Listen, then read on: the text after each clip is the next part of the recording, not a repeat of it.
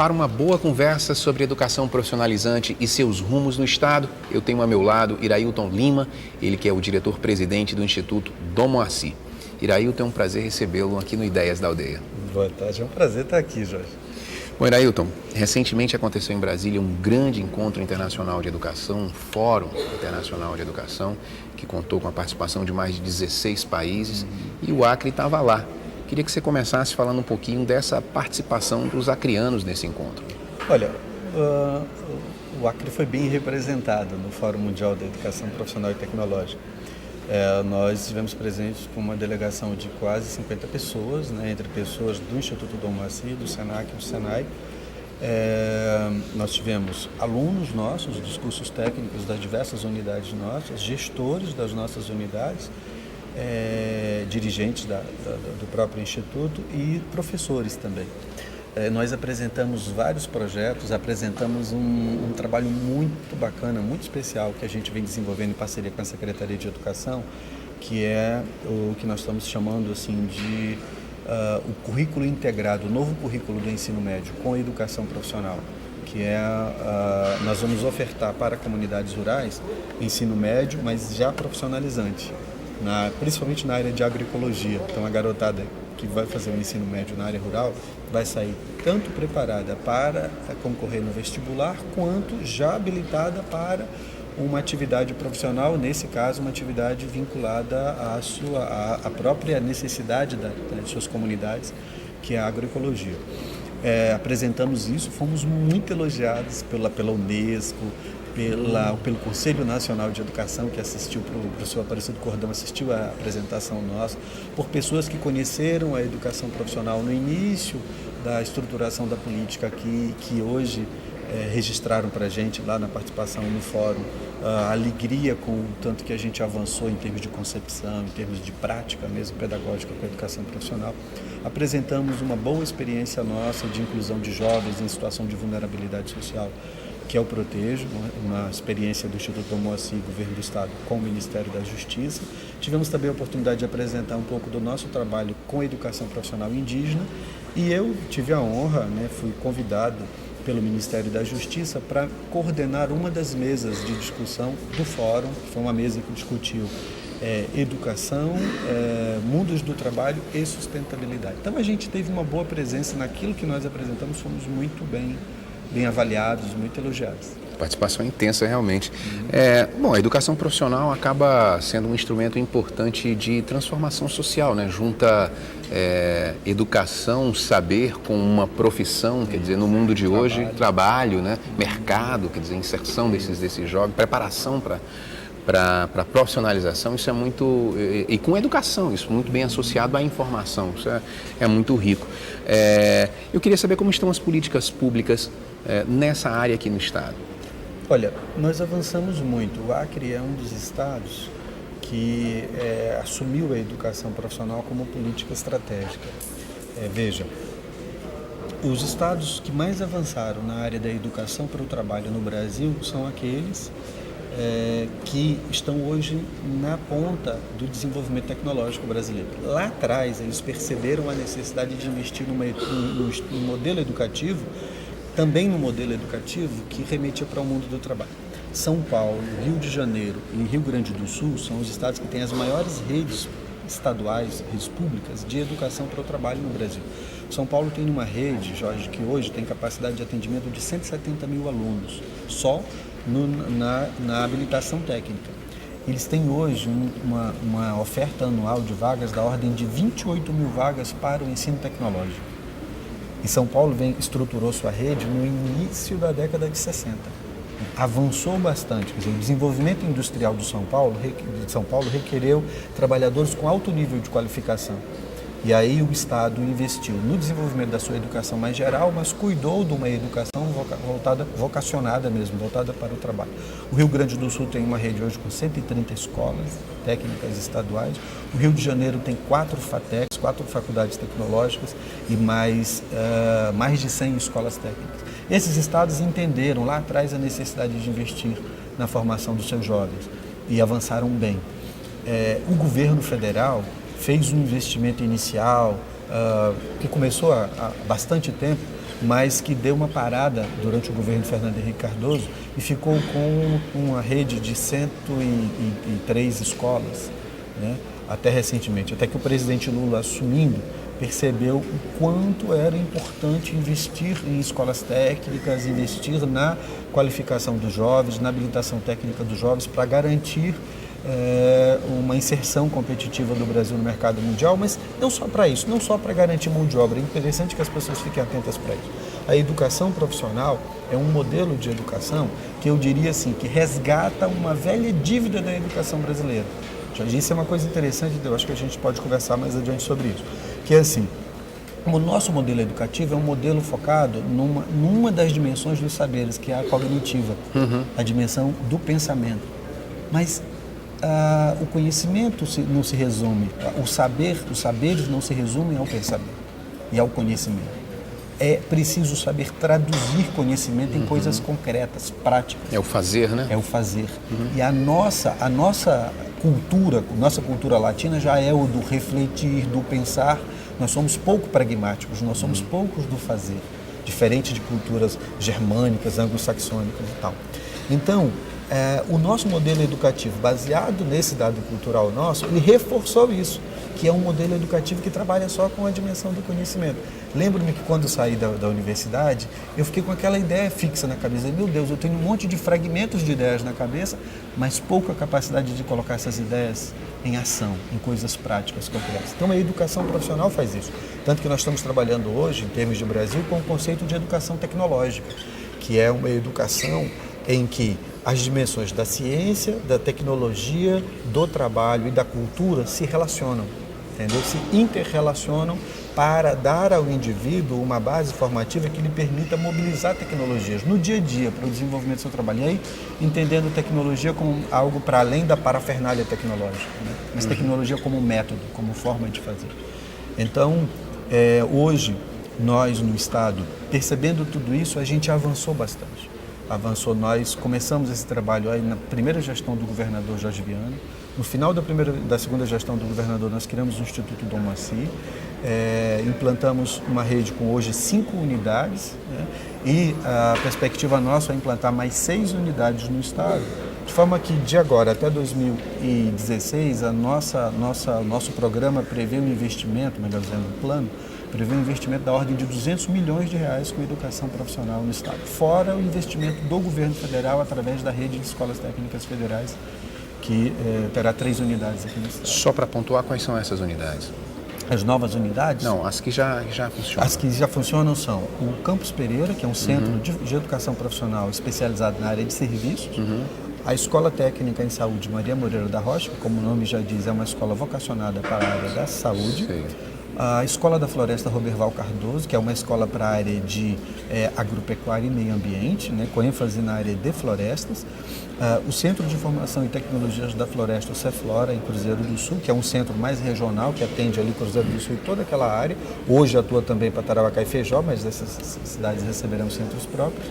E uma unidade que a gente assumiu, mas para a área florestal em Chapuri, que era uma unidade comunitária e hoje está vinculada à rede do Instituto Dom Maci. 5. As próximas 6 seriam em que áreas? Serão. Nós vamos construir mais uma unidade em Rio Branco, ali na região da Baixada, bem no meio da Baixada, a gente vai construir um centro de educação profissional, também um centro regional, atuando em várias áreas. Nós vamos construir um centro em Plácio de Castro, inclusive a obra já está concluída, a gente está agora equipando, um centro em Plácio de Castro mais voltado para a área de agropecuária e meio ambiente, para aquela região de projetos de assentamento. Uma unidade em Brasileia, para atender o Alto Acre, pegando Brasileia, Pitaçolândia, Cis Brasil. Uma unidade em Feijó, uma unidade em Tarauacá. E em Rio Branco também nós vamos ampliar a sede do Campus Pereira. Então, são 6 grandes unidades novas, investimentos.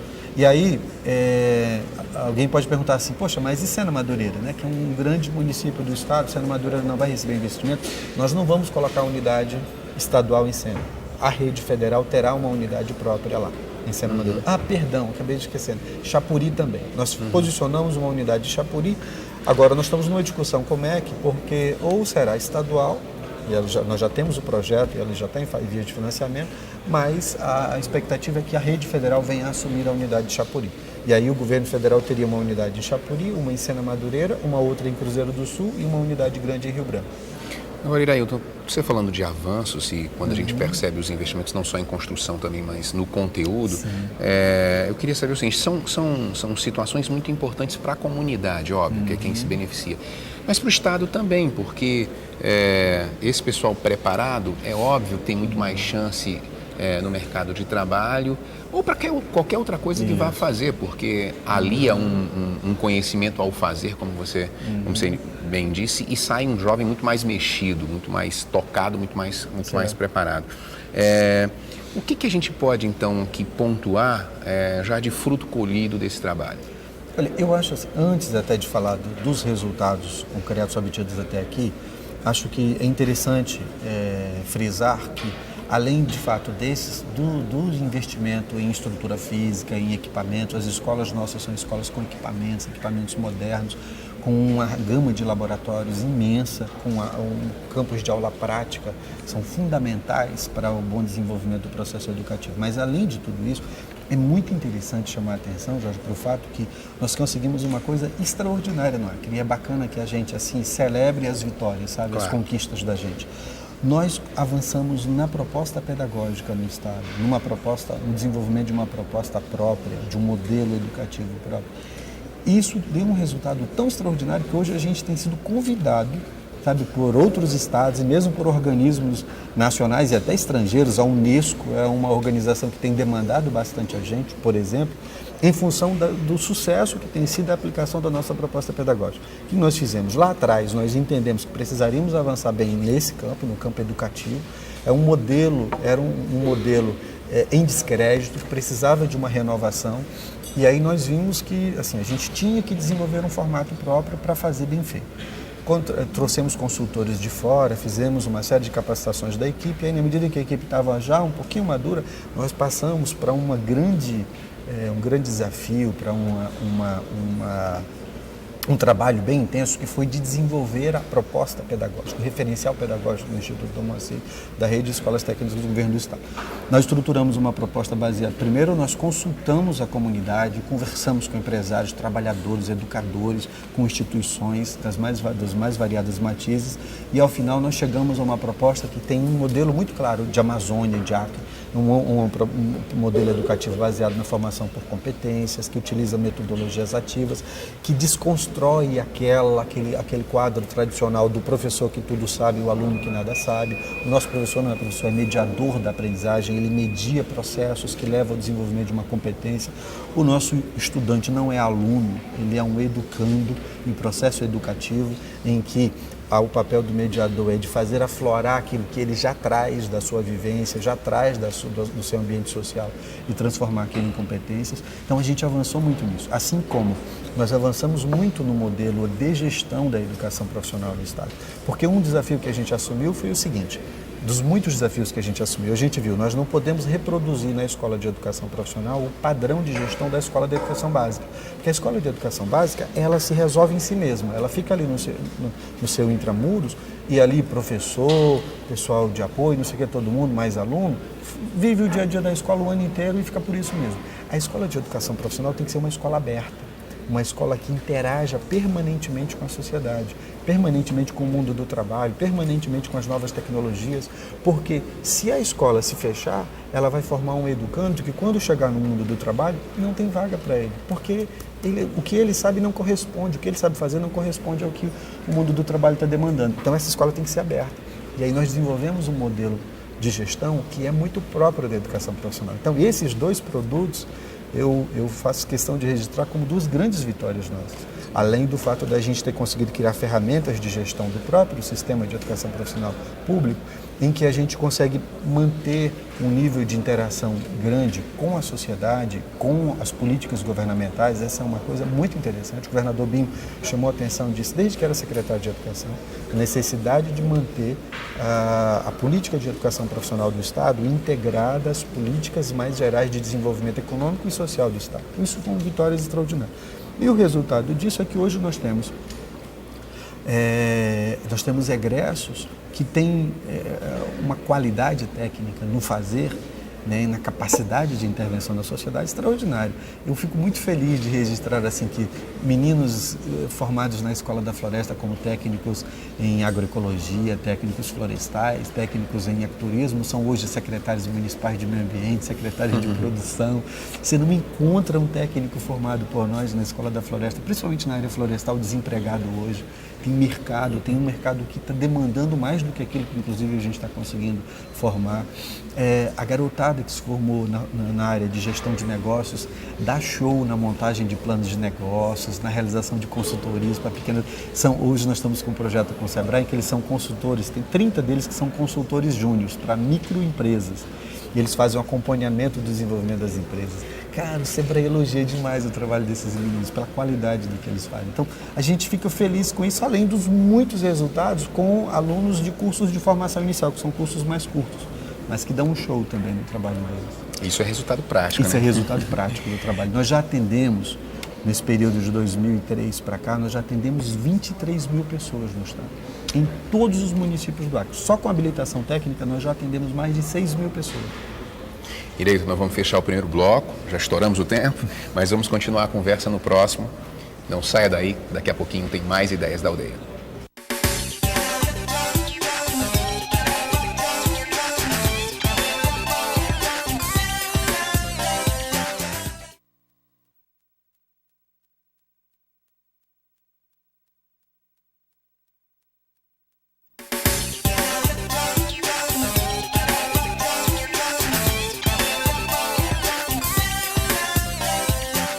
O Ideias da Aldeia está de volta, o programa que hoje está sendo gravado aqui na Biblioteca Pública Central de Rio Branco, e eu estou conversando sobre ensino profissionalizante com o diretor-presidente do Instituto Dom Moacir, Irailton Lima.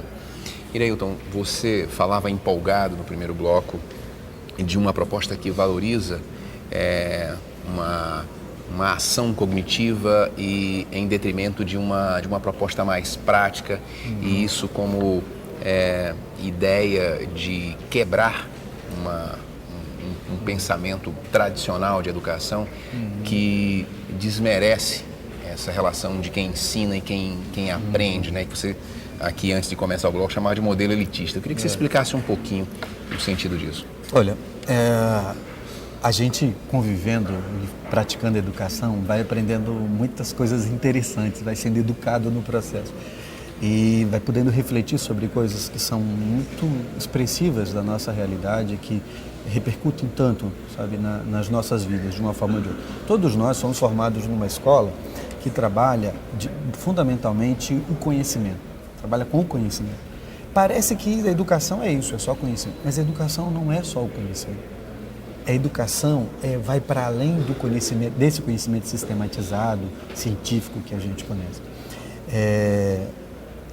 O nosso modelo educativo é um modelo que, como eu disse para você, é elitista na medida em que ele fez uma separação clássica entre quem pensa e quem faz.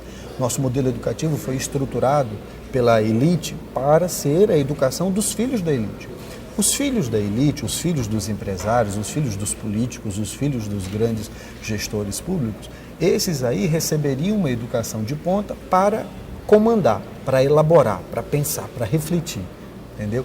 E os trabalhadores, os filhos dos trabalhadores, as pessoas do dia a dia, esses não precisavam de educação, porque eles iam trabalhar.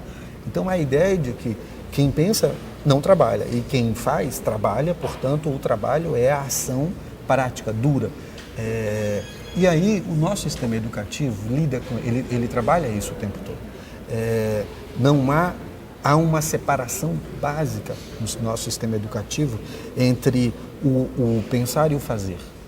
Quem pensa não precisa fazer. No nosso modelo clássico, quem pensa, elabora. Quem faz são outros.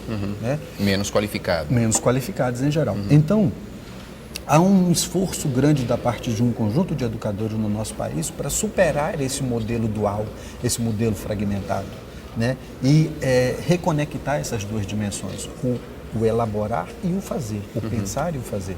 A educação profissional é uma excelente oportunidade de superação disso. né, de superação dessa dualidade e de reencontro dessas duas dimensões que são básicas da educação. Então é assim, por exemplo, uma pessoa que faz faculdade, mesmo uma que tenha feito pós-graduação, depois um mestrado, ela vai dizer assim, quando tem que lidar com uma ação prática para desenvolver, ela diz, eu não estudei tanto para fazer isso. Porque ela acha que o trabalho dela é apenas o de sentar na frente de um computador e elaborar. Elaborar um projeto, elaborar belos textos, elaborar não sei o quê. Mas a ação prática mesmo não é de sua responsabilidade. Por sua vez, esse modelo dual, fragmentado, que centra a sua ação na dimensão cognitiva, ele deriva, Jorge, da nossa visão equivocada do que é o trabalho. Quer dizer, nós somos fortemente, ainda hoje, influenciados por um modelo mental baseado numa relação de trabalho escravista.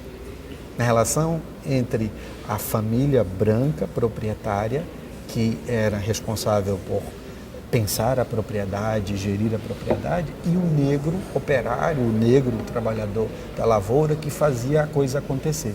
Né? Aqui na Amazônia, a Ministério Amazônia nos deu a oportunidade de olhar isso em 3 dimensões, né? Enquanto o patrão seringalista estava se refastelando nos bordéis de Manaus, o seringueiro estava no meio da mata fazendo trabalho prático para produzir, né? Produzindo mesmo.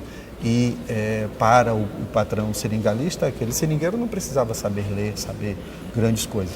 Então, esse modelo, essa concepção de trabalho, do trabalho como... Aliás, tem um outro aspecto interessante observar essa história, que é um pouco da nossa herança católica. A gente aprendeu, né, lá nos rudimentos do cristianismo, a gente aprendeu que Adão e Eva foram expulsos do paraíso porque cometeram o pecado da desobediência, e o castigo deles foi perder todas aquelas benécias da vida no paraíso e ter que viver do suor do seu rosto, ter que trabalhar para sobreviver. Então, a ideia do ócio, aí aparece a ideia do ócio como condição natural e do trabalho como castigo, do trabalho como reprimenda por conta de um erro cometido. Essa visão aliada à tradição escravista nossa fez com que a nossa sociedade encarasse o trabalho de uma maneira negativa. Para boa medida para a nossa sociedade, não trabalhar é a condição natural. E aí o nosso modelo educativo reproduz isso. A ideia de que o intelectual que faz o trabalho mental, esse daí não pega no pesado. Quem pega no pesado é o operário, analfabeto, com poucas condições intelectuais. Então, há um esforço da parte de muitos educadores de reconectar essas duas dimensões, a dimensão do trabalho, a dimensão do conhecimento, porque elas precisam andar juntas. O modelo educativo do terceiro milênio tem que ser esse. Quer dizer, não se concebe mais hoje um trabalhador que não tenha capacidade de pensar, que não tenha capacidade de refletir. Por outro lado, não se concebe hoje um trabalhador que só tenha capacidade de pensar. Ele precisa saber fazer também. Essas duas dimensões precisam andar juntas. Agora, é uma discussão nova, bastante ousada, né? Como é que é essa coexistência entre o tradicional e o moderno, se é que se pode se chamar assim, no mesmo estado, no mesmo ambiente de política de educação? Olha, no nosso caso aqui no estado, a gente tem refletido sobre isso, mas acho que a gente ainda discutiu pouco. Na educação profissional, a gente tem procurado trabalhar bem isso. A nossa proposta pedagógica é uma proposta que dá conta desse desafio. Na Secretaria de Educação, a gente instituiu um processo de discussão do currículo integrado que trabalha isso muito bem, sabe, a conexão dessas duas dimensões, no geral, e a intenção nossa é começar a implementar esse currículo integrado a partir do próximo ano, e principalmente em 2011, mas acho que no geral esse é um debate que está por acontecer. Infelizmente, a academia brasileira, ela discute pouco esse assunto, porque o trabalho, para você ter uma ideia, o referencial nacional do ensino médio, ele trabalha bem esse tema, né, do papel do trabalho dentro do processo educativo, porque o papel do ensino médio não é só preparar para o vestibular. O ensino médio tem a função de preparar para a vida e preparar para o trabalho. Só que ele nunca conseguiu dar muito bem conta disso, porque apesar de estar no referencial muito bem resolvido, mas na prática, no dia a dia, a escola não consegue dar conta disso. Então, esse é um debate que a gente precisa avançar bastante ainda, na minha opinião. Irailton, para fechar a nossa conversa, queria que você explicasse um pouco o seguinte. Um jovem se interessa por se matricular, ou enfim, por chegar aí a uma dessas escolas. Como é que ele faz? Como é que ele é recebido? Como é que isso se é mais ou menos da mesma forma como uma matrícula convencional? Enfim, como é que esse jovem se aproxima dessa proposta de educação? Olha, hoje nós estamos trabalhando com um modelo, essa é uma determinação do governador Binho, e foi uma orientação lá atrás, já no governo do governador Jorge Viana. A gente trabalha a educação profissional integrada às políticas setoriais de desenvolvimento econômico e trabalha a educação profissional integrada também às políticas de inclusão social.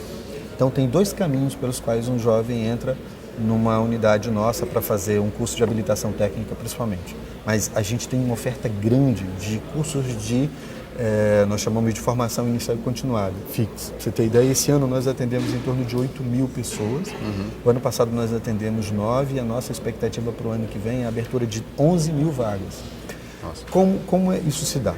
No caso das pessoas que são cadastradas nos programas de assistência social do governo, do estado, do governo federal e das prefeituras, o chamado Cadastro Único da Assistência Social, essas pessoas devem procurar os centros de referência da assistência social. Então, os CRAs são porta de entrada dos centros de educação profissional do governo, tanto em Rio Branco quanto nos municípios. Essa é uma porta. A outra, os programas setoriais de desenvolvimento econômico. Nós atuamos muito fortemente com a Secretaria de Florestas, com a Secretaria de Agricultura e Produção Familiar, de Extrativismo e Produção Familiar, SEAPROF. Atuamos muito fortemente com a Secretaria de Meio Ambiente e através dos programas, por exemplo, uma comunidade que está vinculada ao programa de manejo florestal comunitário, da CEF, né, que é trabalhado pela CEF, essa comunidade pode pleitear vaga para o seu jovem para curso de técnico florestal na Escola da Floresta. Entendeu? Aí como é que se dá isso? Quando a gente trabalha normalmente com o edital, a gente lança o edital, divulga nos meios de comunicação, divulga através das associações, através das secretarias parceiras, para que o público seja então informado da disponibilidade das vagas. Agora mesmo nós vamos formar 300 jovens em agroecologia, com um perfil também com uma ênfase grande em organização comunitária, dentro do Programa de Desenvolvimento e Inclusão Social do Estado, o PROACRE. Nós vamos trabalhar com a Secretaria de Meio Ambiente e com associações das próprias comunidades. Então, nós vamos trabalhar com 10 rios, comunidades de 10 rios prioritários, e nessas comunidades, a equipe nossa, junto com a Secretaria de Meio Ambiente, junto com associações locais, farão a seleção dos jovens que devem entrar no processo formativo. São programas que se integram já, então. São programas que se comunicam permanentemente. Então, o trabalho, assim, se o jovem está na cidade, está na periferia, quer fazer um curso do Instituto Dom Moacir, deve procurar o Centro de Referência da Assistência Social. Se está no meio rural, deve procurar ou a SEAPROF, ou a SEMA, ou a CEF. Irailton, eu queria agradecer muito a sua participação no Ideias da Aldeia e parabenizá-lo pelo trabalho também. Muito obrigado. Eu que agradeço a oportunidade de a gente falar um pouco aqui sobre essa política que é, em boa medida, uma política pública nova no Estado, que é a educação para o trabalho. Obrigado mais uma vez, Irailton. O programa de hoje fica por aqui. Obrigado e até a próxima.